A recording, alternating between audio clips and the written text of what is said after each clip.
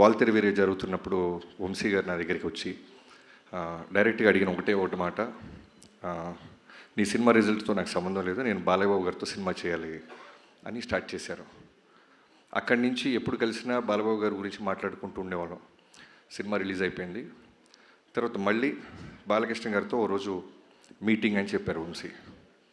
సరే ప్రిపేర్ అయ్యా. నాకు అంతకుముందు ఫస్ట్ టైం నేను బాలకృష్ణ గారిని కలిసింది ఒక 4-5 ఇయర్స్ బ్యాక్ ఎక్కడో పూరి జగన్నాథ్ గారి ఆఫీస్లో ఒక న్యూ ఇయర్కి Jan 1 రోజు పూరి గారు కాల్ చేసి, బాబీ నువ్వు అర్జెంటుగా రా, నీకు ఒక ఎక్స్ట్రాడినరీ పర్సన్ని పరిచయం చేయాలి అన్నారు.